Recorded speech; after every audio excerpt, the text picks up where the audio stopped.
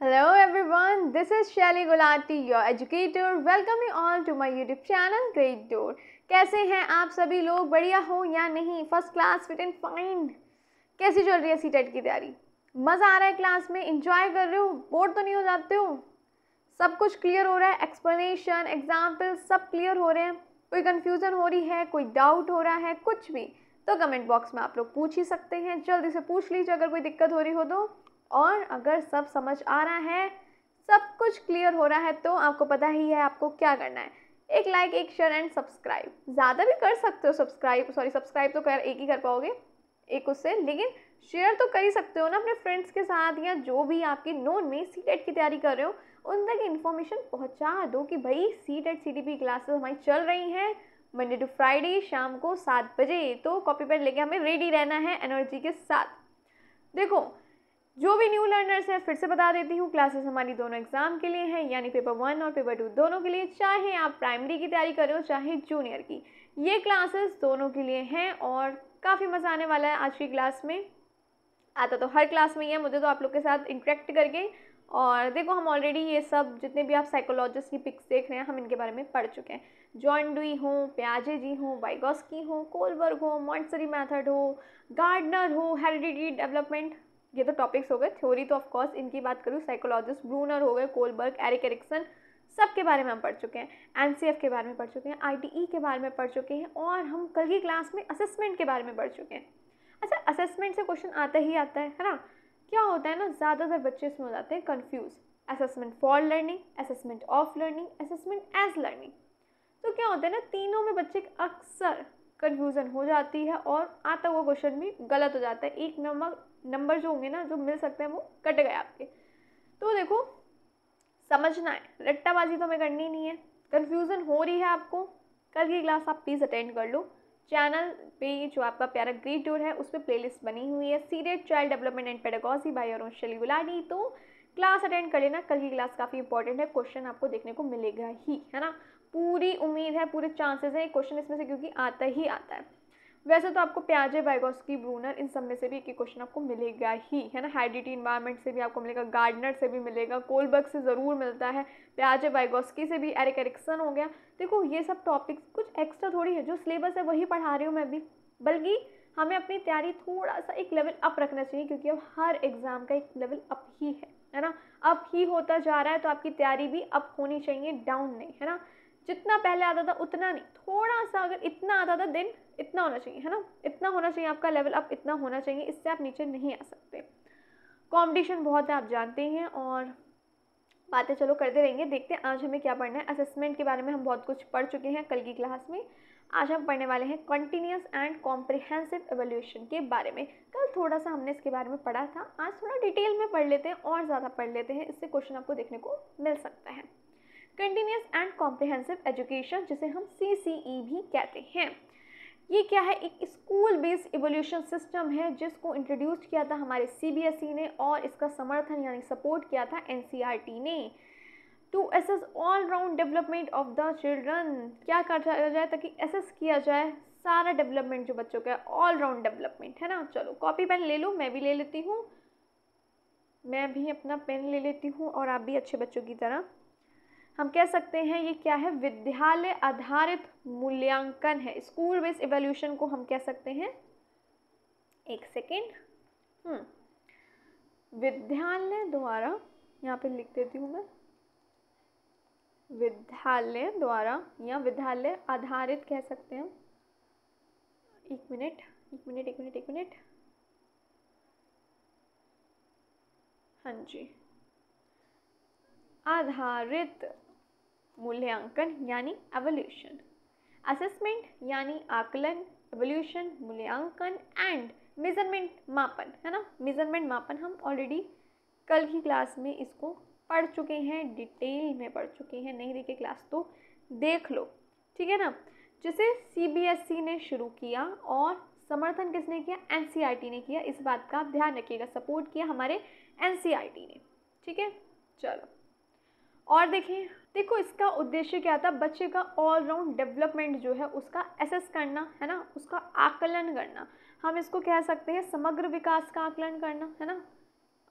समग्र विकास का आकलन करना, है ना, समग्र विकास का आकलन करना बच्चे की। ऑलराउंड डेवलपमेंट की बात हो रही है, उसे एसेस करना, आकलन करना। चलो जी, कंटिन्यूस का मतलब क्या हुआ? ऑनगोइंग, रेगुलर, जो रेगुलर कंटिन्यूस होता है। कंटिन्यूस मतलब लगातार हो रहा है, पूरे साल होगा, ये थ्रू आउट द ईयर होगा। कॉम्प्रिहेंसिव, देखो इसमें क्या, एकेडमिक और पर्सनल डेवलपमेंट दोनों ही कवर होता है, चाहे वो स्कोलास्टिक हो या को स्कोलास्टिक, है ना। अब ये क्या होता है, कल हम थोड़ा बहुत पढ़ चुके हैं इसके बारे में, बट हम आज थोड़ा ज़्यादा पढ़ेंगे, डिटेल में पढ़ लेते हैं क्या है ये। चलो ऑब्जेक्टिव देख लेते हैं पहले। सीसीई के ऑब्जेक्टिव क्या है, यानी उद्देश्य क्या होंगे इसके? Reduce exam pressure on children, जो बच्चों पे जो एग्जाम का प्रेशर होता है उसे कम करना। प्रेशर होगा अगर एग्ज़ाम का तो क्या ही बच्चे टेंशन में ही निकल जाते हैं। कई बार क्या होता है ना, प्रेशर में हमें आता हुआ भी हम गलत कर जाते हैं। तो इसका उद्देश्य है कि बच्चों का जो ये एग्ज़ाम प्रेशर है वो कम हो, रिड्यूस हो, है ना। दबाव कम करना, परीक्षा का हम कह सकते हैं। एसेस ओवरऑल डेवलपमेंट, पूरा जो डेवलपमेंट है बच्चे का उसे एसेस करना, आकलन करना, सिर्फ मार्क्स देना नहीं, है ना। बच्चों का हम कह सकते हैं बच्चों के समग्र विकास का मूल्यांकन।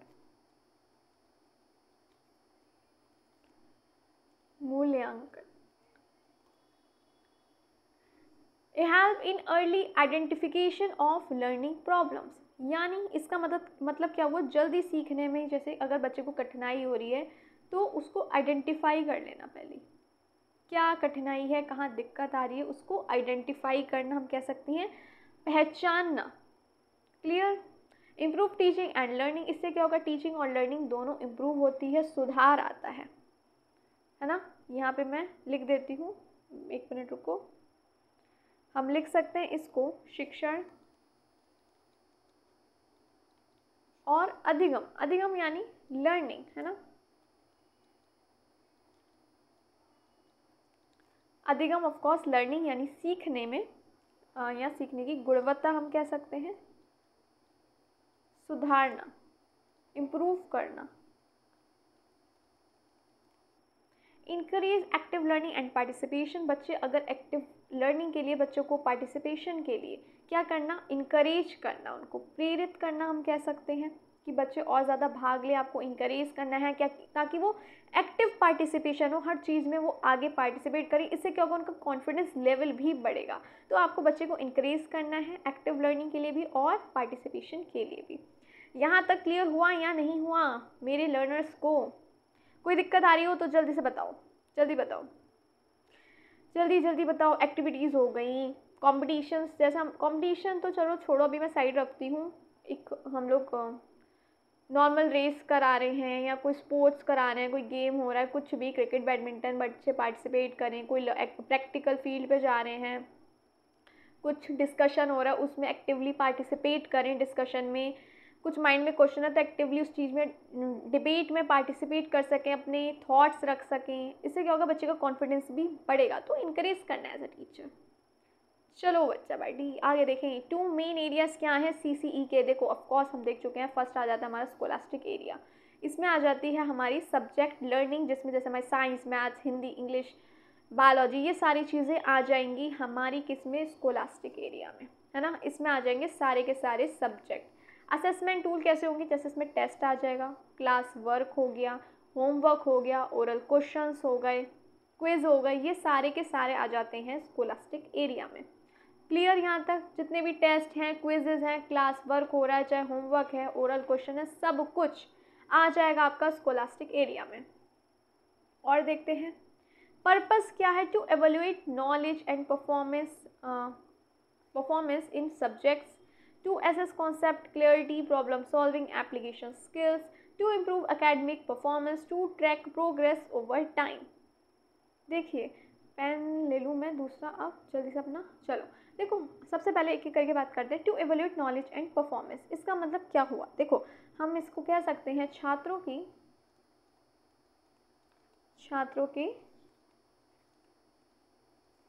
के विषय, और हम कह सकते हैं समझ जो है उसका मूल्यांकन करना। इवेल्युएट करना यानी मूल्यांकन करना, विषय हो गया, और हम कह सकते हैं समझ जो हो गई उसका क्या, मूल्यांकन।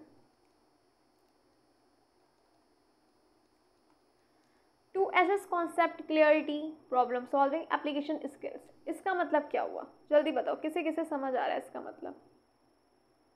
वॉइस क्लियर आ रही है? चलो, इसका मतलब किसे किसे समझ आ रहा है जल्दी बताओ। अवधारणाओं की स्पष्टता, है ना, प्रॉब्लम सॉल्विंग, समस्या समाधान हो गया, है ना, और हम कह सकते हैं अनुप्रयोग जानना, अनुप्रयोग क्षमता जानना। लिख देती हूँ यहाँ पे, अवधारणाओं की स्पष्टता,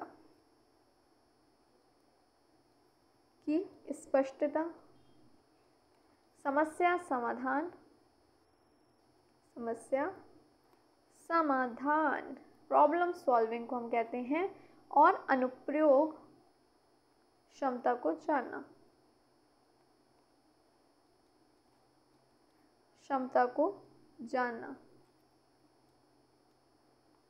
एकेडमिक प्रदर्शन में सुधार लाना, टू इम्प्रूव एकेडमिक परफॉर्मेंस, और जो बच्चों की प्रोग्रेस है, कितनी हुई टाइम के हिसाब से, कितनी प्रोग्रेस हुई, बच्चों ने कितना सीखा, उसको ट्रैक करना, समय के साथ प्रगति को ट्रैक करना भी हम कह सकते हैं।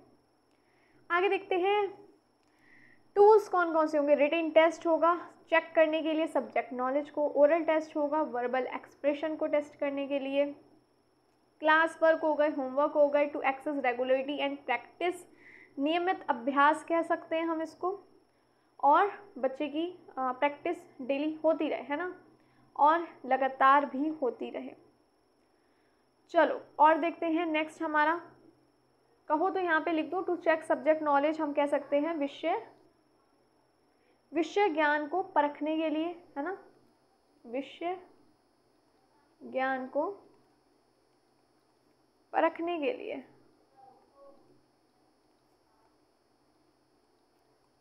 अच्छा, टेस्ट वर्बल एक्सप्रेशन मतलब क्या हुआ? वर्बल एक्सप्रेशन को हम बोलेंगे मौखिक अभिव्यक्ति को जानने के लिए ओरल टेस्ट लेते हैं। नियमित अभ्यास के लिए क्या होगा? क्लास होमवर्क हो गया और वर्क हो गया। Project assignment to test understanding creativity and हम कह सकते हैं एप्लीकेशन, समझ हो गई, समझ, रचनात्मकता हम कह सकते हैं, रचनात्मकता अनुप्रयोग को जांचने के लिए होता है। टेस्ट मतलब जांचना, है ना, और अनुप्रयोग को जांचने के लिए, एक मिनट, जांचने के लिए। फिर आ जाता है पोर्टफोलियो। ये क्या है? बच्चे का जो वर्क है उसका कलेक्शन है, कलेक्शन ऑफ स्टूडेंट वर्क, छात्रों के कार्य का संग्रह भी हम इसे कह सकते हैं। यूनिट टेस्ट के लिए इसलिए होते हैं ताकि ग्रेडिंग दिया जाए और आगे प्रमोशन हम कह सकते हैं दिया जाए, बच्चों को प्रमोशन डिसीजन लिया जाए, जैसे नेक्स्ट क्लास में जाना, इस टाइप की चीज़ें हो जाएंगी इसमें। क्लियर या नहीं? आगे बढ़े। टाइप्स देखो, स्कॉलस्टिक में ऑफकोर्स हम कल पढ़ चुके हैं। एक होता है हमारा एफ ए, एक होता है एस ए। इसका वेटेज हमारा हमने कल ही पढ़ा था, 40% एफ ए का होता है वेटेज और 60% होता है सबमिटिव का, 100% एवोल्यूशन ऐसे होता है। एफ ए ये टीचिंग के दौरान होगा, इम्प्रूव करेगा लर्निंग को। इसमें टूल्स आ जाएंगे, quizzes, assignment, class responses. F A ऐसे को हम ऑलरेडी कल डिटेल में पढ़ चुके हैं, नहीं देखे क्लास देन प्लीज़ अटेंड कर लेना अच्छे बच्चों की तरह, है ना। सबमिटिव ये कब होता है? जब कोई टॉपिक या कुछ कहते हैं ना टीचिंग के बाद होता है ये। फाइनल ग्रेडिंग मिलेगी। यूनिट टेस्ट हो गए, टर्म एग्जाम्स हो गए, वो सारे आ जाएंगे आपके सबमिटिव में। फाइनल एग्जाम्स हो गए हाफिली, ये सब आ जाएंगे आपके सबमिटिव में, ऐसे में डिटेल में पढ़ चुके हैं, कल की क्लास नहीं देखी हो तो देख लेना। फीचर्स क्या होंगे? देखो इसमें फोकस होगा आपका सब्जेक्ट नॉलेज पे। इसमें क्या होगा? सब्जेक्ट नॉलेज पे फोकस होगा। रेगुलर क्लासरूम एक्टिविटीज़ और टेस्ट होंगे। ग्रेडिंग और प्रोपोर्शन में मदद करेगा। और क्या होगा? इवैल्यूएशन होगा, मार्क्स और ग्रेड्स हो गए, रूब्रिक्स हो गया, रूब्रिक्स, इन सब की यूज़ करके इवैल्यूएशन यानी मूल्यांकन होता है। देखो जिसने कल की क्लास देखी होगी उसे वो तो कनेक्ट कर पा रहा है ना। नहीं कर पा रहे हो तो पहले क्लास प्लीज़ अटेंड कर लो। फिर स्कॉलस्टिक एरिया कौन सा आ जाएंगे? इसमें पर्सनल ग्रोथ आ जाएगी, जैसे attitudes, values, life skills, creative performing art, physical health, social behaviour. देखो ये सारी चीज़ें आ जाएंगी आपके को स्कॉलास्टिक एरिया में। इसमें जो टूल्स आएंगे वो आएगा ऑब्जर्वेशन, ऑब्जर्व कर रहे हैं आप बच्चे को, चेकलिस्ट, सेल्फ असेसमेंट हो गया, खुद से बच्चा कर रहा है कि मैंने कितना सीखा और कितना और ज़रूरत है सीखने की, ग्रुप वर्क हो गया, टीचर्स के फीडबैक है, रिमार्क्स हैं। तो ये सारी चीज़ें आ जाएंगी आपकी को स्कॉलास्टिक एरिया में।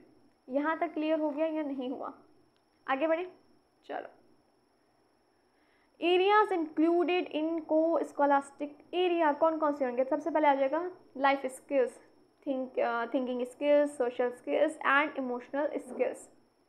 देखो मैं ले लेती हूँ पेन और आप भी ले लो। देखो सबसे पहले आ जाएंगी लाइफ स्किल्स। इसमें क्या क्या आ जाएंगी? देखो थिंकिंग स्किल्स यानी यहाँ लिख देती हूँ सोचने की क्षमता,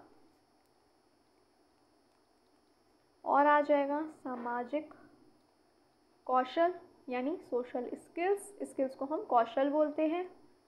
इमोशनल स्किल्स यानी भावनात्मक समझ, है ना, भावनात्मक समझ। यहाँ तक कोई दिक्कत है तो बताओ। ये सब चीज़ें आ जाएंगी आपकी लाइफ स्किल्स में।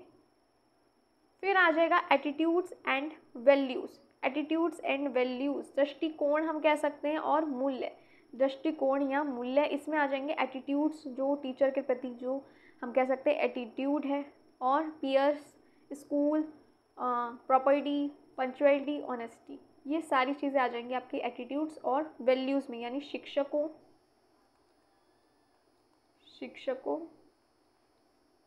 साथियों, हमारे पीयर्स हो गए,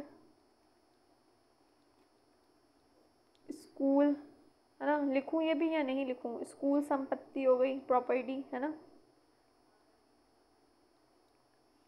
के प्रति रवैया कह सकते हैं, इन सब के प्रति हम एटीट्यूड, रवैया यहाँ पे लिख दूँ, रवैया यानी एटीट्यूड क्या है। पंक्चुअलिटी हो गई, समय का पालन करना हो गया, ऑनेस्टी हो गई, ईमानदारी। यहाँ तक क्लियर? कोई दिक्कत समस्या हो तो जल्दी बताओ, फिर हम पढ़ें आगे, नहीं तो जल्दी बता दो, हो रही है तो भी, नहीं हो रही है तो भी बताओ जल्दी जल्दी। आगे बढ़ूँ, ये रेस कर रही हूँ मैं। फिर आ जाएंगी को करिकुलम एक्टिविटीज़। इसमें आ जाएगा आपका art, music, dance, debate, quizzes, creative writing हो गई, ये डबल बार क्रिएटिव हो गया, कोई बात नहीं, क्रिएटिव राइटिंग हो गई। फिर हेल्थ एंड फिजिकल एजुकेशन, जिसमें गेम्स, योगा, फिटनेस, पार्टिसिपेशन हो गया फिजिकल एक्टिविटीज़ में। फिर वर्क एजुकेशन, जैसे कि गार्डनिंग, कुकिंग विदाउट फायर, ये तो बहुत होता है ना स्कूल में, कुकिंग विदाउट फायर हमारे में हुआ था, और है कितने सारे लोग आए थे, आराम से टीचर्स बैठ के खा रहे थे, बच्चे ज़्यादातर स्प्राउट सैलेड बहुत लाए थे उस टाइम पे बच्चे। मैं खुद स्प्राउट सैलेड ही बना के ले गई थी, और काफ़ी बच्चे उस टाइम पे स्प्राउट सैलेड ले गए थे, कुछ सैंडविच भी ले गए थे, बट स्प्राउट सैलेड तो बहुत ले गए थे। मैम ने स्पेशल डिमांड जो करी थी कि स्प्राउट सैलेड बना लो, तो सब वही बना लाए, मैं भी वही बना के ले गई थी। और उस टाइम पे मैं सोच रही थी कैसे खा रहे स्प्राउट्स, पर अच्छे होते हैं ना, हेल्दी होते हैं, मैं भी खाती हूँ अब, लेकिन कभी कभी, ऐसा नहीं है। बट उस टाइम मुझे लग रहा था यार ये कैसे खा रहे होंगे इसको, ऐसे कच्ची दालें। बाद में पता चला कि नहीं यार कितनी हेल्दी होती है, तभी सबसे वही मंगवा ली। उनका तो लंच की छुट्टी हो गई होगी, इतना पेट भर गया होगा उनका। वर्क एजुकेशन देख लेते हैं, पढ़ाई कर लो, है ना। Work education, gardening, cooking without fire, first aid, craft, community service, ये सारी आ जाएंगी वर्क एजुकेशन में। तो ये सारे एरियाज हो गए आपके को स्कॉलास्टिक असेसमेंट के। चलो जी बताओ, अब यहाँ तक कोई दिक्कत है तो बताओ। ये सारी चीज़ें आ गई आपकी को स्कॉलास्टिक एरिया में। यहाँ तक दिक्कत तो नहीं हुई कोई? आगे बढ़ूँ या नहीं? वॉइस क्लियर आ रही है?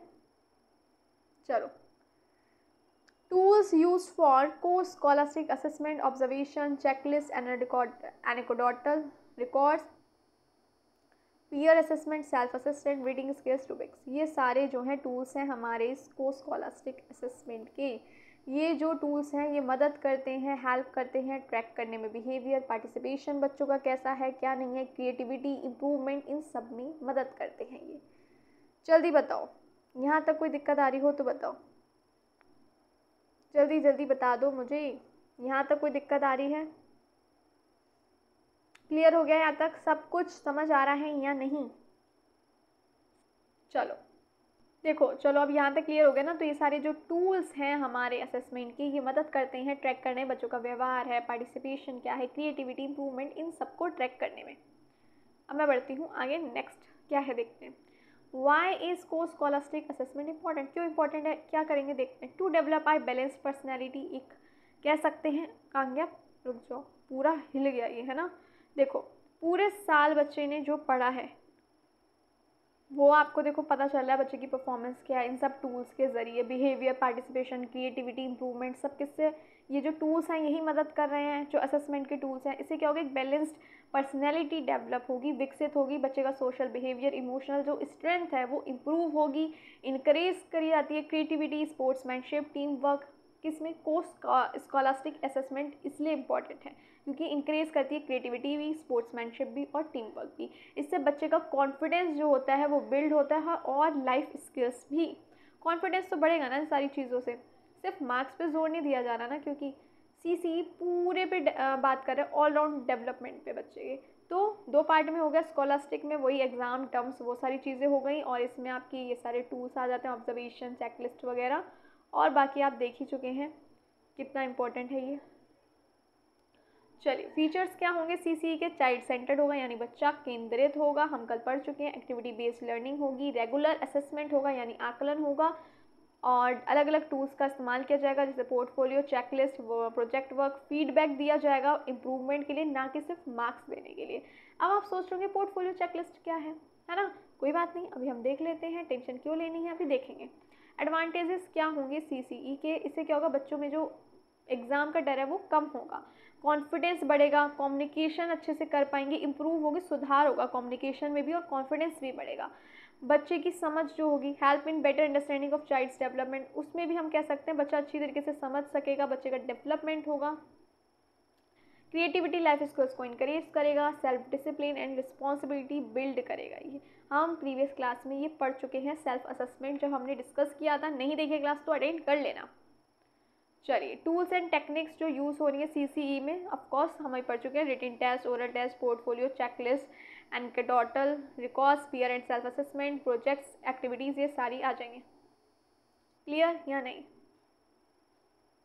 चलो आगे बढ़ें। स्टैंडर्डाइज टेस्ट पढ़ने से पहले ही हम पोर्टफोलियो वगैरह देख लेते हैं, है ना। चलो इसको हम पढ़ने से पहले ही पोर्टफोलियो देख लेते हैं कि आखिर है क्या। सबसे पहले हम देखते हैं टेस्टिंग क्या है, एक मिनट। टेस्टिंग क्या है भाई, टेस्टिंग क्या है। Testing refers to checking a student's knowledge। किस लिए होती है, ताकि बच्चे की जो नॉलेज है उसे टेस्ट किया जाए। स्टूडेंट्स नॉलेज और skill using a fixed method, एक फिक्स्ड मेथड इस्तेमाल होगा, fixed method where questions are asked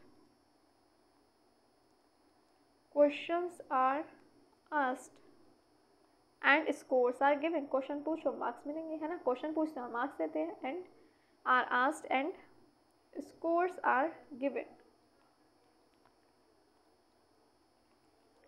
क्या है ये, एक हम कह सकते हैं फिक्स्ड मेथड है जिसमें टीचर सवाल पूछ रहा है और स्कोर यानी अंक दे रहा है। इसके एग्जाम्पल देख लें। चलो एग्जाम्पल्स जैसे इसके हो गए, यूनिट टेस्ट हो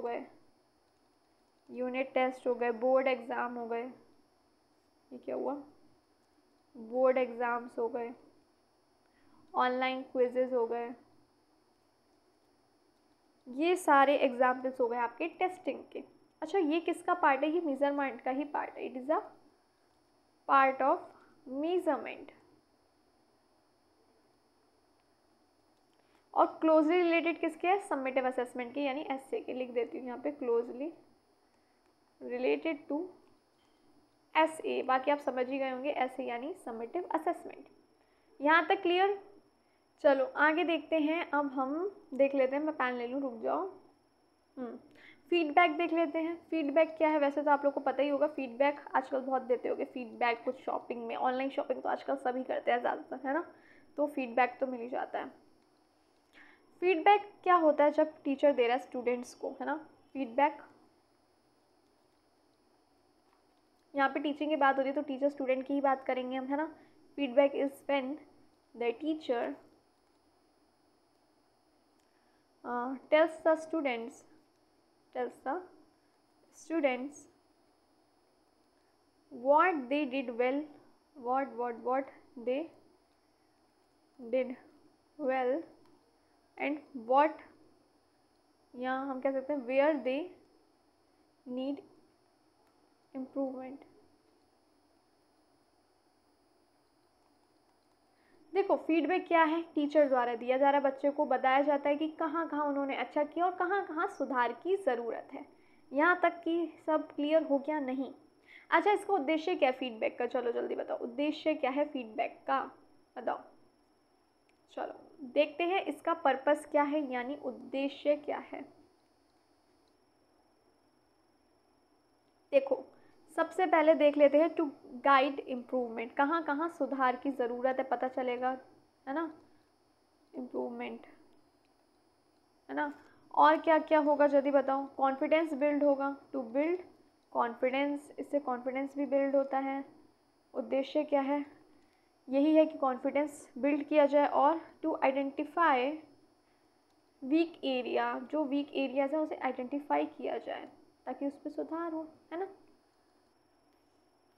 जैसे कि हम कह सकते हैं तुम्हारा आइडिया बहुत अच्छा था, किसी बच्चे ने कोई आइडिया दिया, तुम्हारा आइडिया बहुत अच्छा था, बस थोड़ा सा इम्प्रूवमेंट की ज़रूरत है। कॉन्फिडेंस भी बढ़ेगा और क्या होगा, इम्प्रूवमेंट भी होगा, है ना। और फीडबैक दे सकते हैं तुमने बहुत ही बढ़िया आंसर दिया, बहुत अच्छी एक्सप्लेनेशन, ये भी फीडबैक हुआ, ठीक है ना। फीडबैक जो इस्तेमाल होता है वो कहाँ होता है, फॉर्मेटिव में होता है, FA में होता है। मैं लिख देती हूँ, feedback is mostly use in FA यानी फॉर्मेटिव असेसमेंट में होता है। ये हम ऑलरेडी क्लास में पढ़ चुके हैं। नहीं देखिए क्लास तो देख लेना। किस किस ने नहीं देखी अभी तक, जल्दी बताओ। आगे बढ़े, चलो अब हम एक और देख लेते हैं, रूब्रिक्स, है ना। ये क्या है, क्या है ये, चलो देख लेते हैं ये क्या है। रूब्रिक्स आर अ चार्ट, और हम कह सकते हैं table that clearly show how our students work will be assessed and how many marks will be given for different criteria।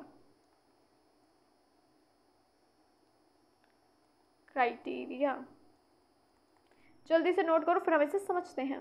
देखो हम कह सकते हैं रूब्रिक्स जो है वो क्या है, एक चार्ट या टेबल है जिस पे ये लिखा होता है कि बच्चे को किस किस में कैसे कैसे मार्क्स मिलेंगे, किस में कितने मार्क्स मिलेंगे बच्चे को। एक क्राइटेरिया होता है, जैसे इसमें 5 नंबर का ये है प्रेजेंटेशन, 5 नंबर का प्रोजेक्ट, 5 का कंटेंट वगैरह, इस टाइप से क्राइटेरिया होता है। अलग अलग क्राइटेरिया के मार्क्स होते हैं कि इस क्राइटेरिया में इतने में से इतने मार्क्स मिलेंगे। मतलब जितने मिलेंगे वो तो आपकी परफॉर्मेंस पे होता है, लेकिन बच्चे को कितने मिले किस क्राइटेरिया में वो इस चार्ट में लिखा होता है।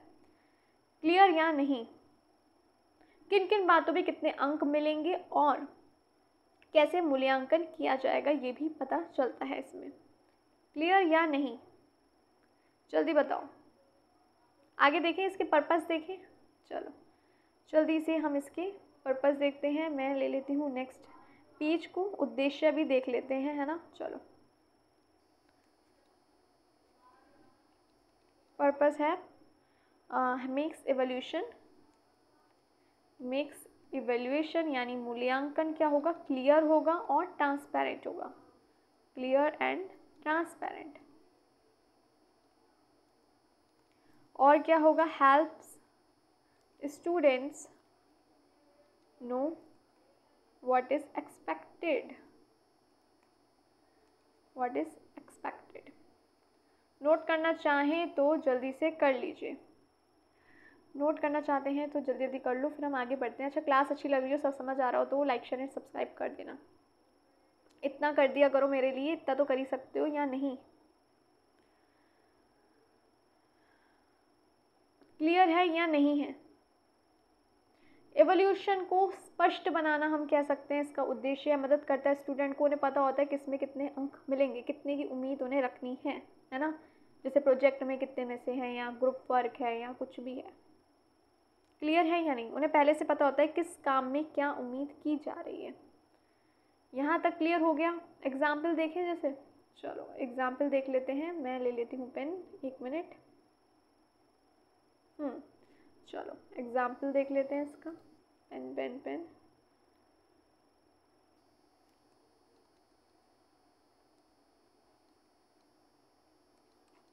चलो जैसे कि क्राइटेरिया और मार्क्स देख लेते हैं यहाँ पे। चलो क्राइटेरिया, यहाँ आ गए मार्क्स। जैसे कि पता है प्रेजेंटेशन 5 नंबर की, प्रेजेंटेशन पता है 5 नंबर मिले, है ना। क्राइटेरिया क्या है फिर डेप्थ ऑफ, हम कह सकते हैं कंटेंट, 5 मार्क्स। देन क्रिएटिविटी के 5 नंबर। क्लियर? ये क्या फेयर है, बिल्कुल object, fair and objective evolution है, ये हम कह सकते हैं। आगे बढ़े। चलो फिर आ जाता है हमारा पोर्टफोलियो। पोर्टफोलियो क्या है? पोर्टफोलियो में कलेक्शन होता है बच्चों के काम का, जैसे ड्राइंग हो गई, है ना, एस्से, प्रोजेक्ट, इन सब का कलेक्शन होता है। मैं लिख देती हूँ यहाँ पे। ये क्या है?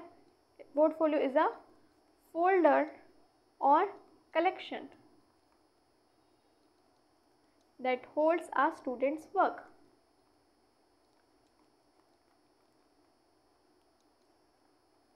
जैसे ड्राइंग हो गई, है ना, ड्राइंग हो गई, रिपोर्ट्स हो गई, प्रोजेक्ट्स हो गए, ये सारी चीज़ें आ जाती हैं आपके पोर्टफोलियो में।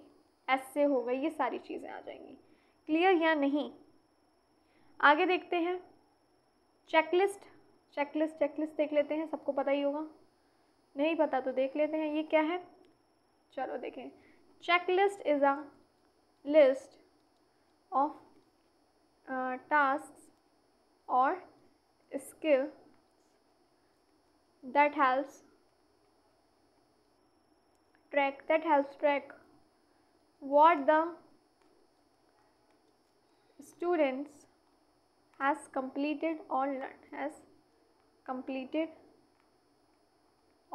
learned, मतलब क्या क्या हो चुका है, क्या क्या बच्चे सीख चुके हैं। जैसे जो अगर रीडिंग हो चुकी है, या फिर हम कह सकते हैं रीड्स करेक्टली, टिक, है ना, और work in a group, cut. तो इस टाइप से एक लिस्ट बनी होती है, प्रॉपर लिखा होता है, तो वो टिक टिक और इस टाइप से कट करके एक जो चीज़ हो गई होती है उस पर टिक कर दिया जाता है। तो ये हो गई हमारी चेकलिस्ट। बच्चों के टास्क, एक्टिविटीज़ हो गई, प्रोजेक्ट्स हो गए, डन है देन टिक लगा दिया, नहीं है तो क्रॉस कर दिया। यहाँ तक क्लियर हो गया? एनेक्डोटल रिकॉर्ड भी देख लेते हैं। एनेक्डोटल रिकॉर्ड्स, ये क्या है? शॉर्ट नोट्स हैं। ये क्या है? शॉर्ट नोट्स हैं जो टीचर द्वारा दिए जाते हैं, रिटन बाय द टीचर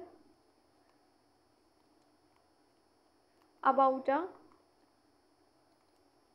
किस बारे में होते हैं कि बच्चे का बिहेवियर कैसा है, उससे रिलेटेड उनकी परफॉर्मेंस क्या है, उससे रिलेटेड टीचर्स छोटे छोटे नोट्स देते हैं अबाउट आवर स्टूडेंट्स बिहेवियर और performance in a specific situation.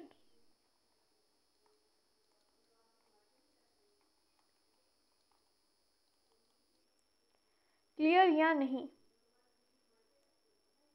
जैसे कि एक एग्जाम्पल देते हैं। राहुल ने पार्टिसिपेशन किया आज ग्रुप वर्क में बिना किसी हेजिटेशन के। सीमा ने आज अच्छा काम किया।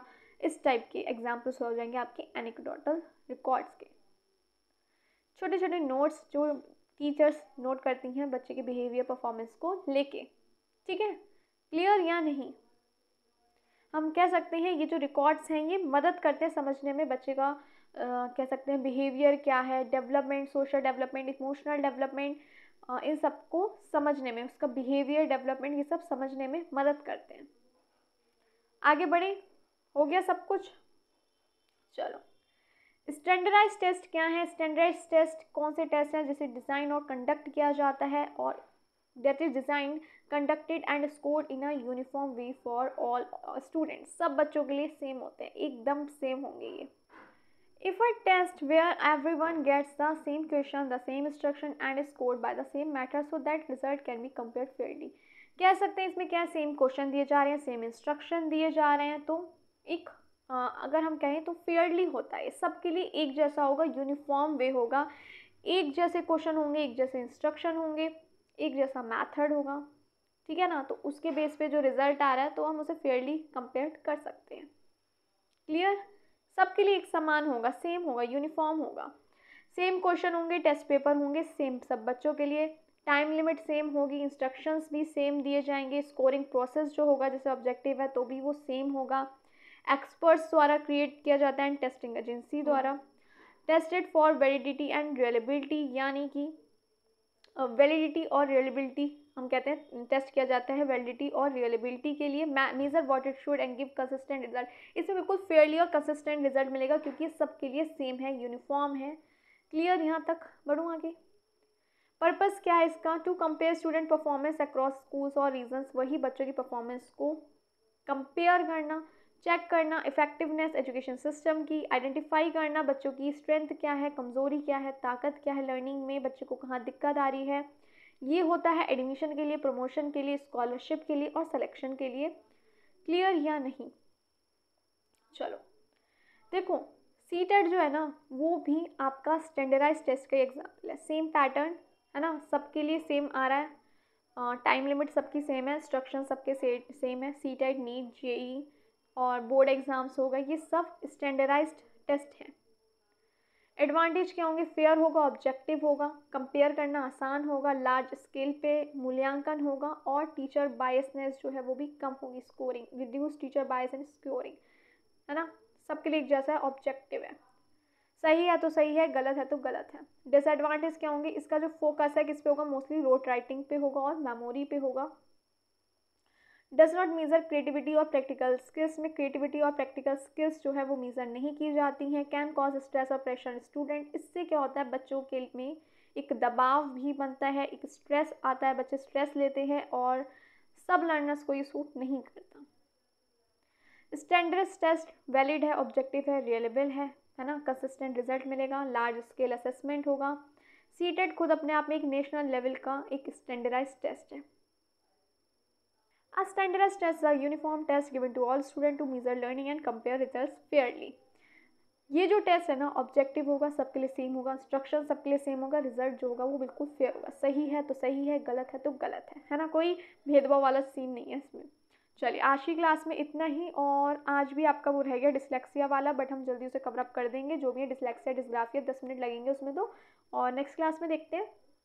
अच्छी क्लास अच्छी लगी हो तो please like share and subscribe, और कल की क्लास में देख लेंगे, कोई बात नहीं, डिस्ग्राफिया डिस्कैलकुलिया इन सब चीज़ों को, और डिस्ग्राफिया डिसलेक्सिया है ना, सब कुछ हम पढ़ लेंगे. और अच्छी लगी अच्छी क्लास, आपको पता है क्या करना है, लाइक शेयर और सब्सक्राइब, और थैंक यू फॉर वॉचिंग.